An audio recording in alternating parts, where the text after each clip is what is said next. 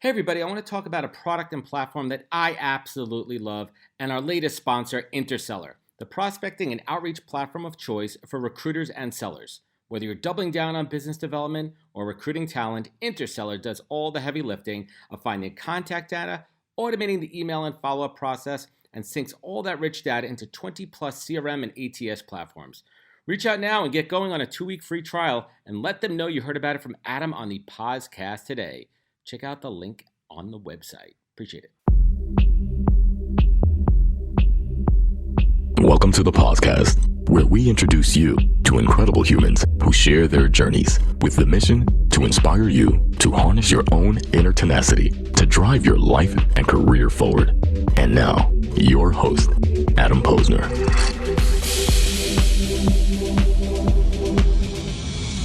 Freestyle. Hey everybody, welcome back to the podcast where we're bringing the best and the brightest from the world of business, marketing, and hockey and personal growth to help you harness your inner tenacity to drive your career forward. Folks, my guest today on the podcast is former NHL player and current life and strategy coach, Dave Scatchard. Dave was drafted in 1994 to the Vancouver Canucks and played over 650 games on various teams in the NHL, including 5 seasons with my New York Islanders. Dave played until 2011 when he took a particularly dirty hit and walked away with a life-altering 5th major concussion. And he spent years afterwards on Alzheimer's medication and putting his all towards recovery with no real sign of hope. And doctors at the Mayo Clinic had all but completely written off a full recovery, but with the help of a life coach, Dave was able to turn things around in the right direction. And Dave has completely turned his life around and is coaching his own clients to do the same. And this one gets deep real quick, so let's get into it. Dave Scatchard, welcome to the podcast. Yeah, thank you, Adam. I appreciate it. I'm excited to be here. Fellow Islander fan, I'm even more excited to be here. You're the real deal. And we're going to have fun today. I'm excited. Cool, and I see your Islander jersey behind you over there, over your shoulder. Let me ask you a question. I mean, before we even get into it, like, favorite restaurant in the area over here where I'm at? Are you like a Vincent's guy? I mean, I know Vincent's is all over the Coliseum, right? Like they're catering into it. But what was your spot? What was your spot, man? Oh, wow. Dude, there were so many amazing restaurants. I don't know if I could pick one. What's the pizza joint there that everybody loves? Is it Grimaldi's? Is that a thing? Well, Grimaldi's in Brooklyn, man. And we got La Piazza here in Merrick, which wasn't too far away. But I can imagine after many teams in many cities, it starts to get a little hazy there. Right? But let's jump into it. And I think it's always important, especially I love talking to hockey players. Quick little factoid here: when I went to University of Buffalo and I interned for the Buffalo Sabres from '99 to 2001, I was there on the ice, if you recall, when Brett Hull kicked the puck into the net to win. Do you remember that? I do. And I was on the ice I opened the door to let the Stanley Cup out, the guys with the cup. And those Buffalo fans, I mean, you know Buffalo, man, they were hauling hot dogs, anything that they could throw. And I was getting nailed, man. And that was actually one of the most memorable experiences of my life. Wow. That was a huge goal. And that rule was kind of like a newer rule, like within the last couple of years. They were real sticklers the whole time, but it was such an emotional time, and they won. Yeah. Like you couldn't put the dragon back in the box after everyone jumped on the ice. And that was the whole thing, man. It's like, how do you stick the genie back in the bottle, right? Like, right. And the cup is coming out, and the team, it was a disaster. And that city rioted afterwards, man. Wow. They were hardcore. But let's bring it back. What was it like growing up in Canada in Salmon Arm? What was it like there growing up as a kid? Yeah, I spent a lot of my earlier years in Hinton, Alberta, and then I moved to Salmon Arm. And, in Hinton, everything was frozen. It was this prairie town. Like all year round? Like most of the year round. And my dad worked in the coal mines. My mom was a stay-at-home mom. And there wasn't really a lot to do. Like, it just seemed like everybody would go to the ponds or go to the outdoor rinks or whatever. And in my book, The Comeback, My Journey Through Heaven and Hell, which I thankfully is a bestseller on Amazon. Oh yeah. I share some of these stories where like the ice would freeze all the way through on these ponds right to the ground, and parents would drive vehicles out onto the freaking ice surface and have a tailgating party and like sometimes start fires on top of the ice. Like that's how crazy it was, and how cold it was.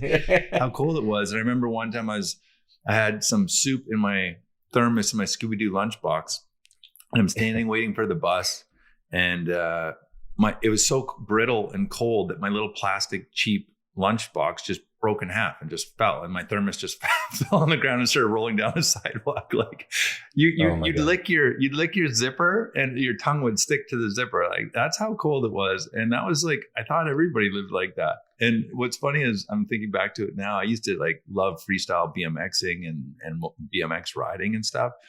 And I'd buy these magazines like BMX.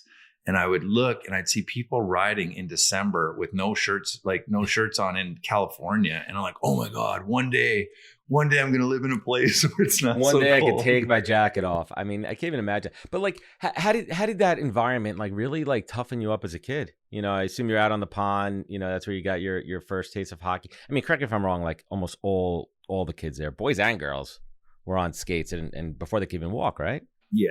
It was I probably got put on ice at 2 or 3 years old, and I didn't know what I was doing. I stumbled around. I think they gave us a little chair to push around on the ice for balance and stuff, but that was kind of how it started. Nobody is sitting there showing you how to do a perfect stride or how to stop or anything. So the funny thing is like, I look back on those moments and like, it wasn't even a big deal. That was the only thing that I knew. I didn't know any other life. So then like later on when life gets hard or when it's freezing or whatever, like now I'm kind of soft because I'm living in Arizona. But I mean, you're literally a polar opposite there. Yeah. But I told myself one day I'm going to live somewhere where I don't have to shovel the driveway. And I do that. Yeah. But yeah, man, it was a beautiful way to grow up as a kid. A lot of freedom. I was allowed to run around, ride my rollerblades. I tell some hilarious rollerblading stories in the book because back then they weren't a thing. I had one of the first pairs of rollerblades probably in Canada. Wow. And I used to race the school bus. I used to race the school bus these 3 or 4 miles, and the kids on the bus would like pull ahead, and then it was like a movie. Like they'd be cheering out the window, like go, and then like they'd pull away and I could barely see the bus, and then they'd have to stop and pick somebody up, and I'd come racing and jumping the curbs, and like it became this fun game where everybody even the bus driver was laughing and looked forward to those races. But think about that, like think about how times are different now. Right? I mean, listen, polar opposite. You have kids now; they're growing up. Technology is different, but like kids were outside. I mean, I remember that, right? I'm turning 43. We're relatively close in age, right? Like. Mm-hmm.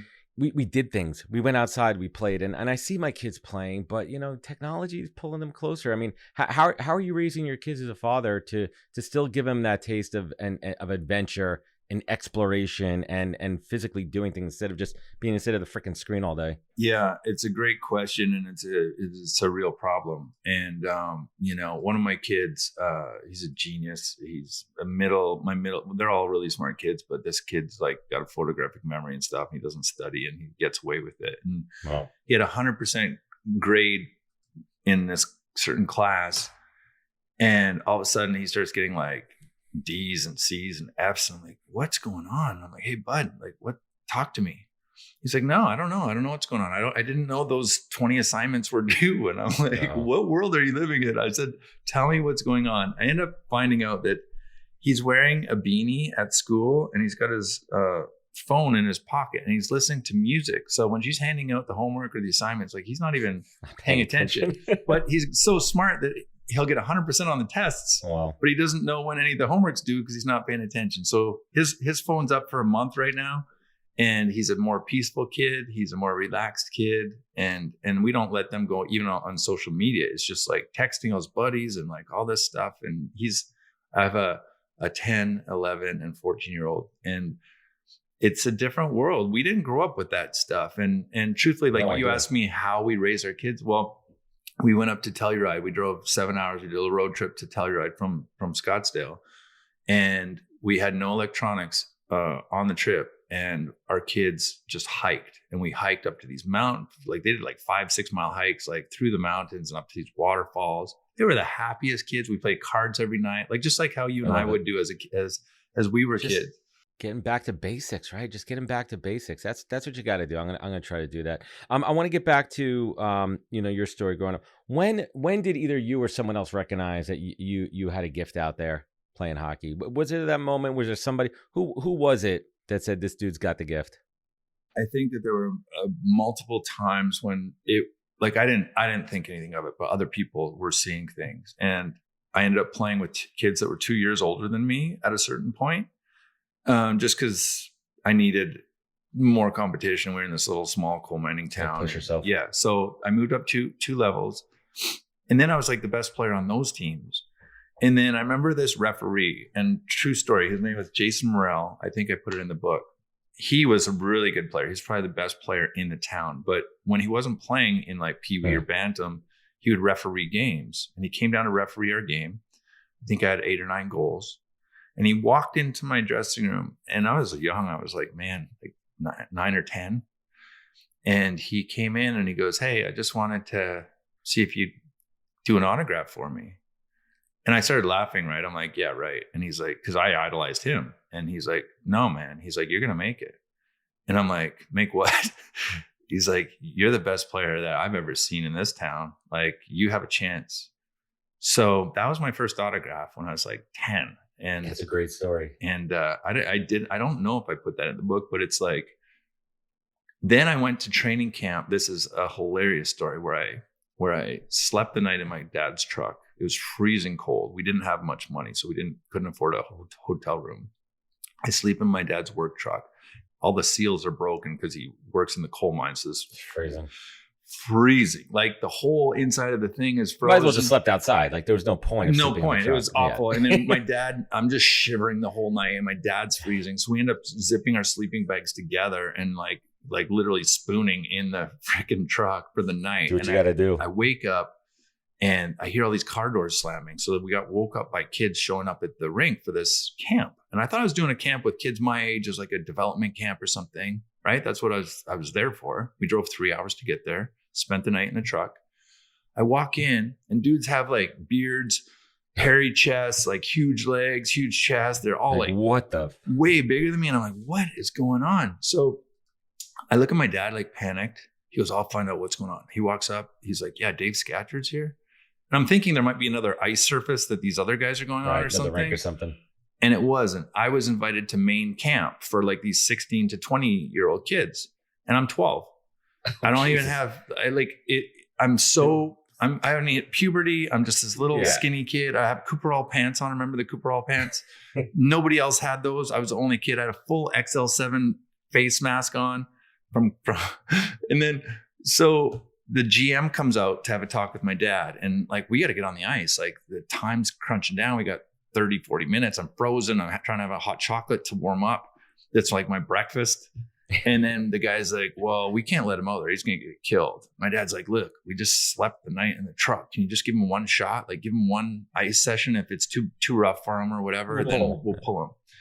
Well, I go out there, and my very first shift, they put me on a line with 2 tough guys. And I remember them coming into the dressing room saying, do what you do. If you're a goal scorer, score goals. If you're a hitter, hit. If you're a fighter, fight. Well, very first shift, the 2 guys beside me drop their gloves and just start beating the tar. It's like a line brawl. And I'm like looking across at my centerman, and he goes like, he's smiling. He's like, you want to go? And I'm like, no. Like I was terrified. So they're fighting a giant, so right? These guys fight. Anyways, long story short, I'm terrified. I'm trying to get killed the first 10 minutes of the game, but then I kind of find my rhythm and I start to make some plays, and then I wasn't scared anymore. And then afterwards, my dad's like, well, what do you think? And I'm like, I think I want to try to play again, like tonight. So man. I played again. I scored a goal that game. I come back the next morning. I score another goal. And then the last game, the like sort of championship thing, I had 2 goals and an assist and scored the game winner on a breakaway, skating for my life, by the way. That's amazing. So I was 12 and I was playing against some really big, tough dudes, and somehow I survived, and God protected me. And I was just like, all right, let's do this. You know? Do you remember like during that time, like that one of the first times that one of those big dudes just smashed you? Oh yeah. You're like, this is what it feels like. This is like a real hit. Well, and then I didn't want to cry, right? Like it knocked the wind out of me, but I'm like, I got to get my head on a swivel. Like if these guys hit me, they're going to hurt me. Because like no joke, I was probably the skinniest kid that you've ever seen in your life. I have pictures that would make your head spin. And I was probably at 12 years old. I would have been about like maybe 100 pounds, maybe. Soaking wet. And I'm playing against guys who are 210, 220. Yeah, like fully developed male adult human beings here. Yeah. I mean, listen, you did what you had to do, right? You had to go out there and do your thing, and that just built confidence. I can only imagine like how that toughened you up, and you were ahead of the curve there. So talk to us. What's it like? You know, what was that road like getting drafted by the Canucks? Well, what's crazy was I wasn't rated at all to start the junior year. And then at Christmas, I was rated 168th in the world. And then I got mono, and I couldn't play for like the whole second half of the season. So this is my draft year. So I'm just like super depressed. I was 6'3". I'm 17, turning 18 years old. I'm 6'3", and I went down to 140 pounds. And I was really only about 180 normally, but I lost like 40 pounds, dude. Mm-hmm. And my spleen was 4 times the size. I couldn't exercise. I couldn't work out. Long story short, I ended up like secretly going off and trying to like do like 2-minute workouts. I remember I'd start on 2 minutes on the Stairmaster, and I go 2 minutes today, 3 minutes tomorrow. Let's just try to like keep ourselves like moving. And after a certain amount of time, I think the sweating started to like help clean out my system, and I started to like feel better. And by the time that the doctors cleared me to play, it was almost playoff time. And I had great playoffs. I played with Lonnie Bohannes and Adam Deadmarsh, who both went on to play in the league at certain points. Adam was a superstar, had to retire early because of concussions. And then the crazy thing was, Adam, is I went back to my hometown after the season, and I just trained, like, because I missed so much time. And I trained hard, like really hard, the hardest I've ever trained. And then we went back for what would essentially be like the NFL Combine, but it's the NHL Central Scouting Fitness Testing. I'm sure there's an acronym for that. And I ended up finishing first in the world for any of the kids that were testing. And that really ranked highly with Vancouver. I go into the meeting with Vancouver, and they say, listen, we think you have potential, but you're really raw. Like, you might spend some time in the minors. Are you okay with that? And I said, yeah, man, like whatever it takes to get to the NHL. It's a higher level than juniors. So that's moving up, in my opinion. And then George McPhee, the GM of the Vegas Golden Knights now, he said, well, what if you have to play there like a while? I'm like, yeah, no problem. And he goes, well, like, what do you mean? Like, how long would you play before you'd go to Europe and make some real money or whatever? And I go, I wouldn't. I'd just stay there because I want to play in the NHL. He goes, like, 2 years? I'm like, I'd say there 10 years if I knew that I was going to get to the NHL, because I'm here to play in the NHL. I'm not trying to go to Europe. And he's like, dude, that's the best answer I've had all day from anybody that asked that question to. And he's like, I just want you to know, you finished first in the world in this fitness testing, and we look for athletes. And he said, we can teach you how to play hockey, but we can't teach you how to be an athlete. Where does that work ethic and discipline come from? Was that from your dad? Was that from your parents? Is that something you had inside? Yeah, man. My dad was just, he was like an army dad. And to end that last story, I ended up getting drafted 42nd overall in the world, which is like, I was shocked. It was in the second round. It was on day one. Back then they had 2 days of the draft. It was huge and big honor. And that was, I'm like, wow, this is really happening. It's real. It's happening. Yeah. So the work ethic, my dad just would push me in a healthy way. He would challenge me. He'd say, well, what do you think? Because he knew how bad I wanted it. He goes, what do you think are some things you could do to help you make it? And I'm like, well, I mean, I got to get stronger. I got to get a harder shot. I need better conditioning. I need to be faster, like everything. So he goes, what are some things you think you could do at home? And I'm like, well, maybe I could get ankle weights for Christmas and wear ankle weights everywhere. Maybe I could rollerblade every day to school. Maybe I could run in the woods every day. Maybe. And he said, what about your shot? And I said, I think if I gathered pucks after the big boys practice, maybe I could take 100 pucks home and shoot those 100 pucks like every day. And I religiously did this. This was like meditation for me back in the day. And I would shoot thousands and thousands and thousands of pucks. Physical muscle memory and mental muscle memory. Yeah. And think about that exercise back then to where you are now, and we'll get into the journey, how important that discipline and skill set was. So fast forward, let's talk about your I'm sorry. Yeah, no, I want to add to that. I want to add to that, please, because I know where you're going with it. And it's like, I was doing visualization exercises before that was like a common thing. And my dad would say, like, see yourself like practicing. If you can't get out on the ice, like see yourself making moves. And I would literally like consciously go, I'm going to go visualize for like 30 minutes. And this is like a little kid. Like, and I can't tell you the amount of times where I had deja vu, where I had already made a move or fallen into the boards or fought somebody, and I already did it in my mind. And I'm like, where have I done this before? And it was like during these visualization practices, actually, like, I don't do them the way that I used to do them now. I should almost bring that back into my life because I was really good at it. And, I believe in manifestation. I believe that's literally what was on my tongue, Dave. Like, I was literally about to spit out, and you're manifesting, and that's the way it works. Yeah. And we're connected to the same field now. So this is like, we're going to start thinking with one brain as we go along here. And what people don't understand is there is an energetic field, and that's a whole nother conversation. But this is the world that I live in now, where we're working with energy. We're working with the field, and we're having impact on humanity in ways that, like, it would sound crazy if it wasn't happening and I couldn't prove it, but we've proven it.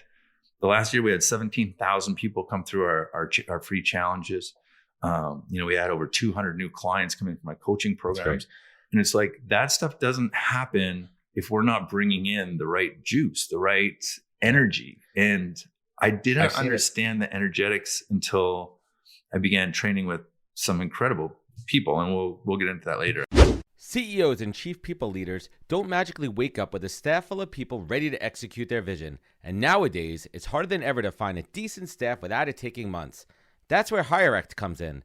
HireAct is the first chat-based hiring app that lets hiring managers and recruiters chat directly with job seekers. Just download the app and enjoy curated recommendations that fit your job description to a T. It's 10 times faster than any other hiring process on the market. And the best part, it's totally free. Download HireAct today, available in all app stores across the U.S. Please visit www.hireact.us/recruit and tell them that you heard of it from Adam on the podcast. Thanks. I've had the opportunity to speak to some other great world-class athletes like yourself, and I love to ask about that rookie season. If you could share with us one just crazy, fucked up, silly, stupid story from rookie year. Oh my God, there's like 1,000. Like all of them. You can imagine. You can imagine. Like my mentality is I'm a small town kid from Canada, and now all of a sudden, like Vancouver's a big city. I'm in Vancouver. I starting the season in Japan. Mark Messier is my roomie. Like really? I used to watch the guy on TV. He was one of my idols. And you're in the room with him, like just hanging out at night. Yeah, it's like, and he's like mentoring me, and he's teaching me like things about the league and all this stuff. And then my rookie dinner is like $25,000, and my first 2 or 3 paychecks didn't cover what I owed Mess because my credit card only went up to $5,000. So like this is real, man. It's real talk, and it's like but there were things that I did really well, and there were other things that I would have liked to do better. And one of the things that I didn't execute on, and Mess tried to tell me this. He said, your first year, especially the way you play, Dave, where you're hitting everybody and you're gonna have to fight and stuff. He's like, you should go crazy on a couple of guys, like smash their teeth out, like cross check them, go like a crazy guy. And that's not my real nature, but like, what he said, what he's trying to tell me was I will get so much more room on the ice, and people will not challenge me as much if they're afraid, if they've seen a highlight of me cross-checking some guy right in the face and knocking his teeth out, like they might think that might be coming to them. And I never got it. And it was such good advice, like in a way, like you're going to have to fight way less over the next 10 years of your career if you can just blow some people up right away and have people be afraid of you. And I never got it. And I wish I could have executed that a little bit better. But let's talk about this rookie year. I mean, what impression did you want to make? Did you want to be known as a scorer, a speedster, a fighter, an enforcer? I mean, what did you want to be known for? Well, I knew I knew I had a goal scorer in me. I was really raw. They had Mark Messier, Pavel. You were playing center at the time? Yeah. And like Lonnie Bohanna scored 50 goals in the minors the year before, but he didn't make the team. Like I missed listen, this is a crazy story. It's in the book. I had to get heel surgeries 3 times leading into training camp. So I couldn't even skate like before camp. Like, guys are skating for months, like July, August, getting into September. Yeah. I couldn't put skates on. They wouldn't fit on my feet until about 2 weeks before training camp. I remember bench pressing 225 29 times at training camp. Like, that's like NFL numbers. But I couldn't work out my legs because I had all these surgeries on my heels because they were hollow. Yeah. It was like the weirdest thing. So long story short, what did I want to do? I wanted to get in the league. Then Mike Keenan took over and I was terrified because he hates young guys. And I'm like, he's going to send me down. He's going to bury me and I'm never going to play. So I just was like a freaking animal. And there was this turning point where the game was 2-2. I feel this kick in the back of my kidneys. And I turn back. I'm like, I pretended to ignore it. I just didn't want to get on his bad side. It was the second game he was coaching us. Then I felt another kick in my other kidney, hard, right where the pants and the shoulder pads like don't meet in the back. Yeah.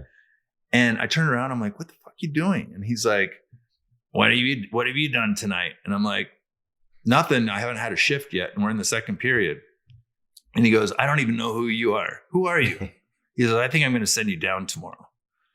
And I'm like, put me on the ice. I'll do something. Show me. He's like, no, you're not going to do anything. And I'm like, I'll do something. Put me on the ice. He's like, and the play's going on. Like, he's not even looking at the play. He's just having a fight with me on the bench.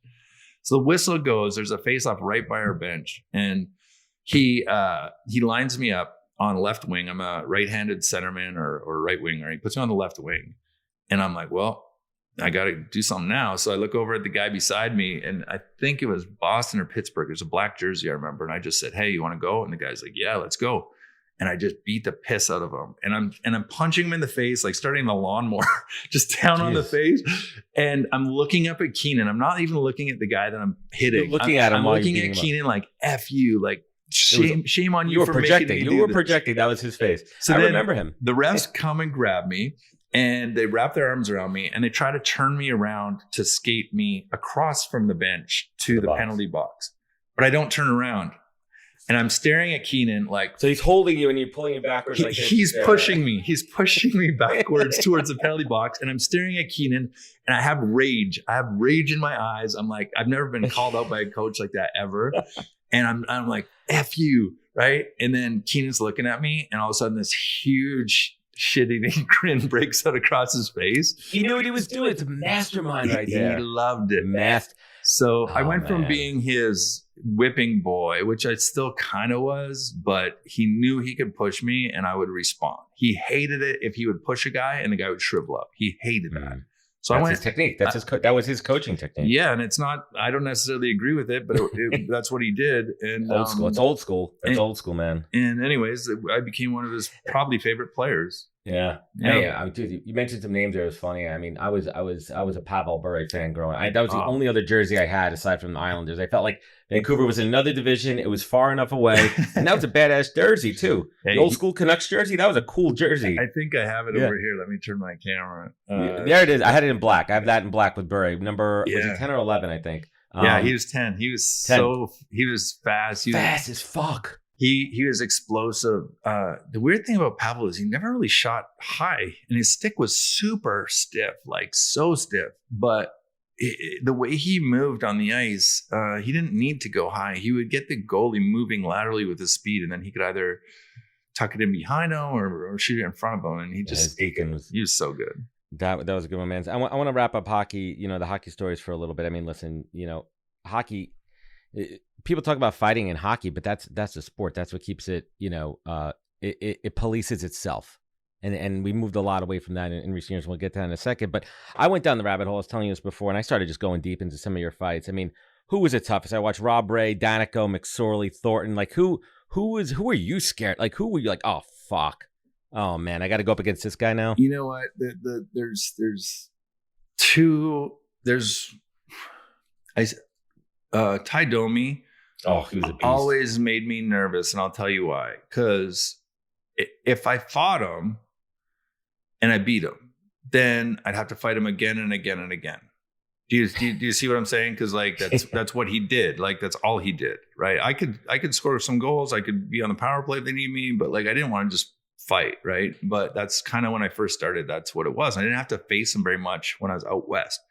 when I went out east, we had some run-ins, and he's the one guy where I'm like, well, I'll do it, but I'm going to kind of be a little bit on the defensive because here's why. I saw Bob Probert punch him in the face about 75 times, and it didn't do anything to him. So if Proby can't hurt him, I don't know if Dave Scatchard's going to like knock this guy out. And if I did, then now I got to know what I do every single time I play Toronto. So I would hit him. I would play physical against him, but like I didn't really want to fight Ty Domi. He was one of the few guys in the league that like I kind of would rather not. And most everybody else, like I would say yes to. And there was I really only really remember saying no to Ty. And one time Chris Simon was in Washington. He's a big dude too. Yeah, but I don't care if he hears this. I didn't have any respect for him. I had a dislocated shoulder one year in New York, I think. And we're playing the Rangers. And he grabs me and I said, hey, I got my arm in a sling. I can't move my arm. I can't fight you. I'll fight you next year. I promise, like whatever. And he's just like, promise to fight. He's like, hey, fuck you. And he grabs me and he just jumps me. And I got one arm. It was like fighting with one arm against this guy. That's not cool. So I slew foot him. I end up trying to eye gouge his eyes out. He's biting my fingers. Like, it's like this whole thing. Fuck. But I I hated that guy. And Sandy McCarthy, I fought. But like, what's weird was none of the guys, and I'm not saying this mean, but like none of the guys were as scary, tough as I thought they were going to be. Once I got over like, well, I'm fighting this guy, like it's happening. I just kind of got calm and relaxed. And I was like, well, we've done this before. Let's go. And there's a great story in my book about me getting the tar beat out of me when I was 16 and my nose is to my side. And I fought this guy that was like way bigger than me, toughest guy in the league. And I'm 16. It was my first fight. He exploded my nose all over my face. My first fight on skates. And I remember going home that day and I was so proud of myself because I'm like, you know what? I'm never going to get beat up like that ever again. And it's not even that bad. It wasn't nearly as bad as I thought it was going to be. Like, so I can fight anybody. That's my mindset. Is like, I'll just fight anybody. Who was the best player you played with that made you better? Well, there's like three parts to this. Alexander McGillney, I thought was one of the best all around, sneaky, good, like goals. He had 76 goals one year, I think, but like he was good defensively. He would hit a guy sometimes. He'd rock a two-way player. Yeah. But he would only like he played the game on his own terms and his own rules, and like he was my best all around teammate. I thought Pavel was very explosive and one of the best finishers I ever saw. Mess was one of the best leaders, but it was a tough go in Vancouver.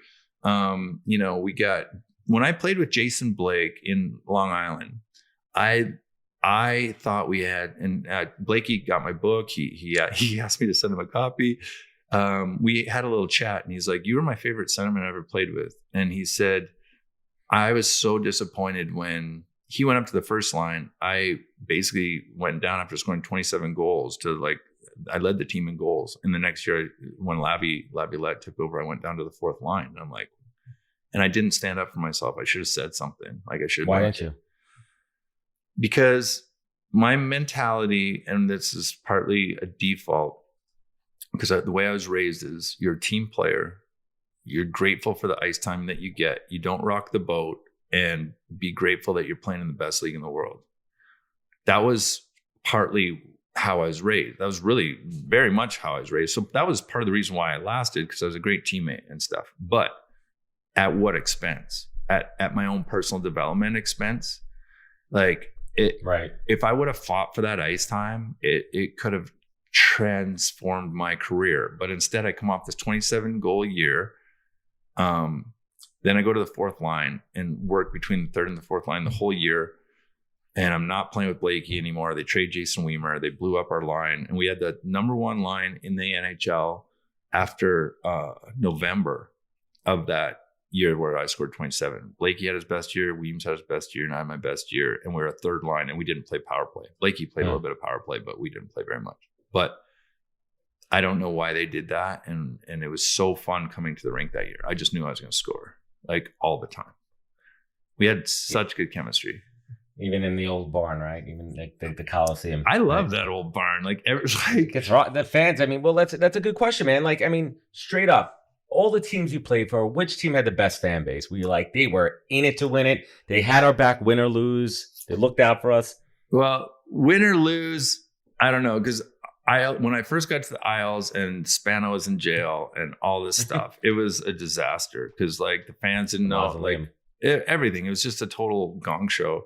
And then, but when we had that playoff run, even though it was against Toronto and we went to Game 7 and the fans were in it, like it was loud and they were like all in. And I believe that, you know, after we got there, I think we made the playoffs 2 or 3 times in a row before I went off on as a free agent. And I think that we really started to change the culture back from that weird dip that was there, and we're trying to get back. And I think right now they're in the best spot that they've been in years, and they can do some real damage. I can't wait. They just opened up that new UBS arena here in Elmont, which I'm excited to check out. I want. Are they playing in it? Are they playing? Start in like next week? I think it's the first game against. I think it's against Vancouver. How exciting! That's super exciting. And I'm excited to check out. I mean, I love a new arena, man. I mean, where it's. I mean, you've been. I mean, the technology. They're beautiful, man. So the Islanders brought us in there to see when they were building it, and they were telling us everything that's going to be in it, and the technology alone that's in it is going to be insane. If they did half of the things that they were telling us that they were intending to do, this is like a year or 2 ago. Are you talking about the Brooklyn arena? Oh yeah. Well, they played there for 2 years, and now they built a new arena, a new one where Belmont with a racetrack. I know, that's what I mean. They went out there, and there was this hole in the ground, and they walked us around the site with all these, and they're they're like, we're employing like 20,000 employees, and we're just gonna get this thing done quick. And I was like, holy smokes, if they do, this thing's going to be sick. It's nice too. It stands out, man. I mean, listen, seriously, next time, if you come up here for that, I'd love to meet up for a game there. Yeah. But I want to wrap this up. Your proudest moment on ice in the NHL. And maybe it wasn't like a winning moment, right? Like it was, maybe it was a goal, maybe it was a hit, maybe it was in the locker room, right? There were hundreds after a shitty game, right? There was so many. I know kind of where you're going with this, and I'll share an interesting story. So we were playing Toronto, and they took out Mike Pekka's knee in the playoffs, and I said something in the media that was like, you know, we're going to get these guys, we're going to make them pay, or we're going to do this or that. And Keenan was Milbury was really mad that I said that, because it went all across Canada. It was like this big thing. And he's like, well, you know, now if we do anything, we're going to get suspended and stuff. And I'm like, Mike, don't worry, I'll handle it. And he's like, what are you doing? I'm like, don't worry, I'll handle it. And the next time Toronto came in, I can't remember if it was like in playoffs or like whatever. The whole media, the Toronto media, is like the worst. They're so gossipy, and they built this big fight thing up with my name attached to everything. And I'm like, well, I guess I'm fighting Ty tonight, or I guess I'm, you know, like whatever. Go down. And I couldn't. Normally, it's weird. Normally, I'd be nervous before the game or whatever. I was so calm, and I'm just like, well, I got to back up my words. Like I said that I'm going to protect my teammates like this. And the very first shift, Shane Corson is at center, and he's normally on the wing. Of course, it's pretty tough. And Weems looks over at me and goes, hey, like, let me play center. I'm like, no, I got this. This is my I started this thing. Like, I got it. He's like, Scatch, like, just heads up. And he's he's telling me. And I'm like, don't worry, I got it.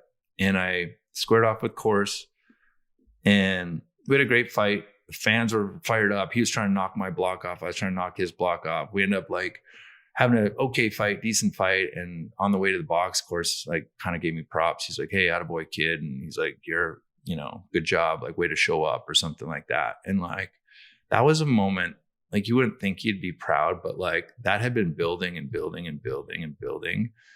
And anybody can spout off but to like back it up and do it for your teammate. This had nothing to do with Dave Scatchard. Like those are my teammates you're attacking. You know what I mean? Like, screw you guys. And I was proud of that, because that was the type of player that I was. I would stick up for my teammates. So that, you know, you talk about that. It could be the time I scored 100 goals, right? My 100th goal, or my 200th, 300th point or whatever. Like I don't know if I got 300, maybe 200. I wish I had 289. My 200th point. Like those could be the things. They could be. Those are milestones. I had 2 hat tricks. Memories. Actually, in Long Island, I had 2 hat tricks in the same month. That was really magical because I'm like, holy smokes! Like I was up for Player of the Month in the NHL.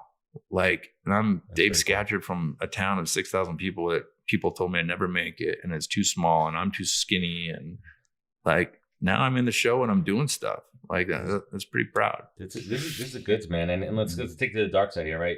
You've had your hits, you've taken it, been rattled around, but take us to that final hit. You know, what did you feel and what was going through you when like, did you know it was over at that point when you took that last? It was a pretty shitty hit too. Yeah. Well, there's 2 ways we can go with this. There's dealer's choice. There's a shortened version, which I think is the right call for now. If you want to hear the rest, you can read the book. I get lit up when I get sent down to the minors from St. Louis, and there's 4 games to go left in the minors, and they're going to bring me back up for playoffs. And the puck drops. It's the start of the game. I make a great play. I'm going full speed. I make a backhand pass, and this defenseman, like 1 Mississippi, 2 Mississippi, 3 Mississippi, after I pass the puck, like, I don't have any guard up. I'm going full speed. He's coming at me full speed. Blows me up. I'm knocked out in midair. I fall down. I hit my head on the ice. And for half a second, I'm actually like conscious. And then I just drop into unconsciousness for 9-10 minutes. Wisdom is forever. But for us, it's time to go. Thank you for joining us. Luckily, we'll be back with our next episode soon, jam-packed with more incredible humans. Thank you for listening, subscribing, and sharing. To join the conversation, search the podcast on LinkedIn. And to catch up on past episodes and more info, please visit www.thepodcast.com.